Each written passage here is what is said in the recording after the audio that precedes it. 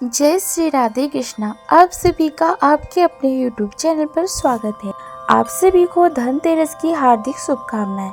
आज की इस वीडियो में हम आपको सुनाएंगे धनतेरस 2025 की संपूर्ण कथा।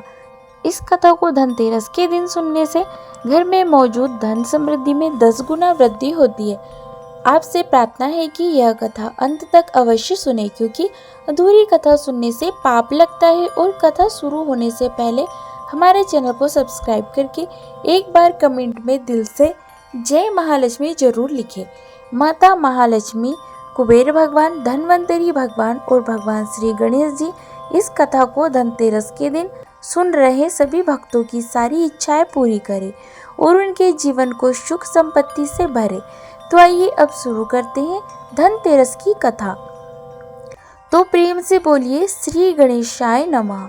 एक समय भगवान श्री हरि विष्णु पृथ्वी लोक में विचरण करने के लिए आ रहे थे। तब माता लक्ष्मी जी ने भी उनके साथ चलने का आग्रह किया। तब श्री हरि विष्णु जी ने कहा कि यदि मैं जो भी बात कहूँ तुम अगर वैसा ही मानो तभी मैं तुम्हें अपने साथ लेकर चल सकता हूँ, अन्यथा नहीं। तब लक्ष्मी जी ने भगवान विष्णु की बात को मान लिया और भगवान विष्णु के साथ भूमंडल पर घूमने आ गई। कुछ देर बाद एक जगह पर पहुंचकर भगवान श्री हरि विष्णु ने महालक्ष्मी जी से कहा कि जब तक मैं ना आऊं तुम यहाँ ठहरो, मैं दक्षिण दिशा की ओर जा रहा हूँ, तुम उधर मत आना।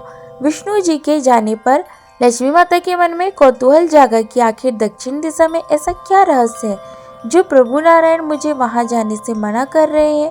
और भगवान नारायण स्वयं तो वहां चले गए। लक्ष्मी जी से अब रहा नहीं गया और जैसे ही भगवान श्री हरि विष्णु आगे बढ़े, लक्ष्मी माता भी उनके पीछे पीछे चल पड़ी। कुछ ही आगे जाने पर उन्हें सरसों का एक खेत दिखाई दिया जिसमें खूब फूल लगे थे। सरसों की शोभा देखकर माता महालक्ष्मी मंत्रमुग्ध हो गई और फूल तोड़कर अपना श्रृंगार करने के बाद माता लक्ष्मी आगे बढ़ी। आगे जाने पर एक गन्ने के खेत में लक्ष्मी जी ने गन्ने तोड़कर गन्ने का रस चूसना शुरू कर दिया। उसी क्षण विष्णु जी वहां आए और यह देखकर लक्ष्मी माता पर नाराज हो गए और उन्हें श्राप दे दिया।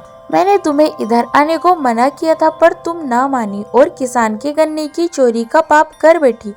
अब तुम इस अपराध के दंड स्वरूप इस किसान की 12 वर्ष तक सेविका बनकर सेवा करो। ऐसा कहकर भगवान श्री हरि विष्णु माता लक्ष्मी को वहीं छोड़कर क्षीर सागर चले गए। तब लक्ष्मी जी उस गरीब किसान के घर एक निर्धन सेविका बनकर रहने लगी। एक दिन लक्ष्मी जी ने उस किसान की पत्नी से कहा कि तुम स्नान करके पहले मेरे द्वारा बनाई गई इस देवी लक्ष्मी का पूजन करो, फिर रसोई बनाना, तब तुम जो भी मांगोगी तुम्हें अवश्य मिलेगा। किसान की पत्नी ने ऐसा ही किया।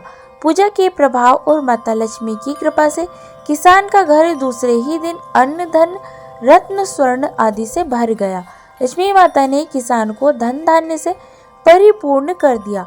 किसान के 12 वर्ष बड़े ही आनंद से कट गए। फिर 12 वर्ष के बाद लक्ष्मी जी जाने के लिए तैयार हुई और भगवान श्री हरि विष्णु माता लक्ष्मी का श्राप खत्म होते ही उन्हें लेने के लिए स्वयं बैकुंठ धाम से उस किसान के घर पहुंचे। तो किसान ने माता लक्ष्मी को विष्णु जी के साथ भेजने से इनकार कर दिया। तब भगवान श्री हरि विष्णु ने किसान को समझाया कि इन्हें भला कौन जाने देता है, यह तो चंचला है, कहीं नहीं ठहरती, इनको बड़े बड़े नहीं रोक सके। इनको मेरा श्राप था, इसलिए 12 वर्ष से यह तुम्हारे घर में टिक कर तुम्हारी सेवा कर रही थी। तुम्हारी 12 वर्ष की सेवा का समय और मेरा दिया हुआ श्राप अब पूरा हो चुका है, इसलिए अब देवी लक्ष्मी को अपने घर से आपको जाने ही देना होगा। तब किसान हठपूर्वक बोला कि नहीं, अब मैं लक्ष्मी माता को नहीं जाने दूंगा। तब लक्ष्मी जी ने कहा कि हे किसान, यदि तुम मुझे रोकना चाहते हो तो मैं जैसा कहूँ वैसा करो। कल धनतेरस यानी त्रयोदशी तिथि है। तुम कल घर को लीप कर स्वच्छ करना, रात्रि में घी का दीपक जलाकर रखना और सायंकाल में मेरा पूजन करना और एक तांबे के कलश में रुपए भरकर मेरे लिए रखना। मैं उस कलश में निवास करूंगी, किंतु पूजा के समय में तुम्हें दिखाई नहीं दूंगी। इस दिन एक दिन की पूजा से वर्ष भर में तुम्हारे घर से नहीं जाऊंगी। यह कहकर माता लक्ष्मी उसी समय दीपकों के प्रकाश के साथ 10 दिशाओं में फैल गई। अगले दिन किसान ने लक्ष्मी जी के कथन अनुसार पूजन किया और उसका घर दोबारा धन धान्य से परिपूर्ण हो गया। इस वजह से हर वर्ष धनतेरस यानी कि त्रयोदशी तिथि के दिन, जिसे आज धनतेरस भी कहा जाता है, इस दिन लक्ष्मी जी की पूजा होने लगी। हे माता लक्ष्मी, जैसे आपने उस किसान के घर में वास किया, ऐसे ही आप इस कथा को सुन रहे सभी भक्तों के घर में वास करना। तो प्रेम से बोलिए महालक्ष्मी मैया की जय। धनतेरस की दूसरी पौराणिक कथा। कथा के अनुसार एक बार प्राणों के देवता यमराज ने यमदूतों से प्रश्न किया कि क्या कभी मनुष्य के प्राण लेने में तुमको कभी किसी पर दया आती है? तब यमदूतों ने यमराज जी से कहा कि नहीं महाराज, हम तो केवल आपके दिए हुए निर्देशों का ही पालन करते हैं। फिर यमराज ने कहा कि बेझिझक होकर बताओ कि क्या कभी मनुष्यों के प्राण लेने में तुम सबको दया आई? तब एक यमदूत ने कहा कि एक बार ऐसी घटना हुई जिसको देखकर मेरा हृदय पसीज गया। एक दिन हंस नाम का एक राजा शिकार पर गया था और वह जंगल के रास्ते में भटक गया और भटकते भटकते दूसरे राजा की सीमा में चला गया। वहाँ एक हेमा नाम का शासक था। उसने पड़ोस के राजा का आदर सत्कार किया। उसी दिन राजा की पत्नी ने एक पुत्र को जन्म भी दिया। ज्योतिषों के ग्रह नक्षत्रों के आधार पर बताया गया कि इस बालक के विवाह के 4 दिन बाद ही इसके जीवन का अंत हो जाएगा। तब राजा ने आदेश दिया कि इस बालक को यमुना तट पर एक गुफा में ब्रह्मचारी के रूप में रखा जाए और स्त्रियों की परछाई भी वहां तक नहीं पहुंचनी चाहिए। लेकिन विधि का विधान कुछ और ही था, विधाता को कुछ और ही स्वीकार था। संयोगवश राजा हंस की पुत्री यमुना तट पर चली गई और वहां उन्होंने राजा के पुत्र को देख लिया। दोनों ने तुरंत गंधर्व विवाह कर लिया।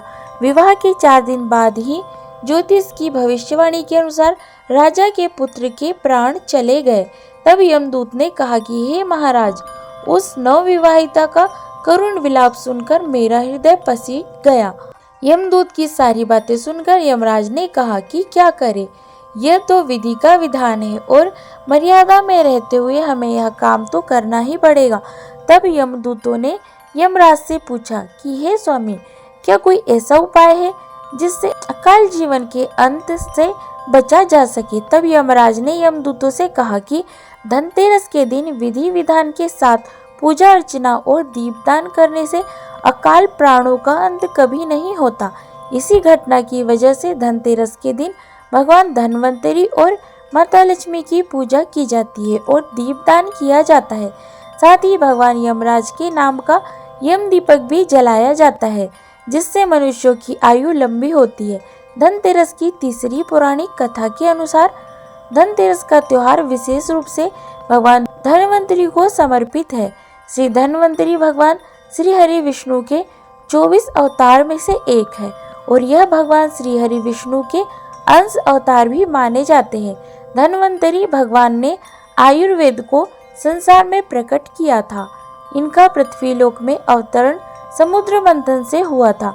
देवताओं और असुरों के द्वारा किए जा रहे समुद्र मंथन के समय शरद पूर्णिमा के दिन चंद्रमा का कार्तिक महीने की द्वादशी तिथि को कामधेनु गाय और कार्तिक मास की ही त्रयोदशी तिथि को धन्वंतरी भगवान समुद्र मंथन से प्रकट हुए थे। फिर कार्तिक मास की चतुर्दशी तिथि को काली माता और अमावस्या को भगवती महालक्ष्मी जी का सागर मंथन से प्रादुर्भाव हुआ था। इसलिए दीपावली के 2 दिन पूर्व धनतेरस को भगवान धन्वंतरी का अवतरण दिवस यानी जन्म दिवस के रूप में मनाया जाता है। इसी दिन इन्होंने आयुर्वेद का प्रादुर्भाव किया था। भगवान धन्वंतरी की भी भगवान श्री हरि विष्णु की तरह 4 भुजाएं हैं। भगवान धन्वंतरी अपनी ऊपर की 2 भुजाओं में शंख और चक्र धारण किए हुए हैं, जबकि 2 अन्य भुजाओं में जलूका और औषधि तथा दूसरे में अमृत कलश लिए हुए हैं। इनकी प्रिय धातु पीतल मानी जाती है, इसलिए धनतेरस के दिन पीतल आदि के बर्तन खरीदने की परंपरा भी है। इन्हें आयुर्वेद की चिकित्सा करने वाले वैद्य, आरोग्यता यानी निरोगी स्वास्थ्य, सुंदर शरीर को प्रदान करने वाले देवता भी कहा जाता है। इन्होंने ही अमृतमयी औषधियों की पृथ्वी पर खोज की थी। तो प्रेम से बोलिए भगवान धन्वंतरी की जय, माता लक्ष्मी की जय। भगवान श्री हरि विष्णु की जय। तो आशा करती हूँ ये जानकारी आपको अच्छी लगी होगी। ऐसी ही ज्ञानवर्धक जानकारियाँ प्राप्त करते रहने के लिए, व्रत पूजा के बारे में जानने के लिए, कथा सुनने के लिए अगर आप चैनल पर पहली बार आए हैं तो चैनल को लाल बटन दबा करके सब्सक्राइब करें। साथ में बेल आइकन भी प्रेस करें ताकि मेरे आने वाले वीडियो का नोटिफिकेशन आपको समय पर मिलता रहे। जय श्री राधे कृष्णा। धन्यवाद।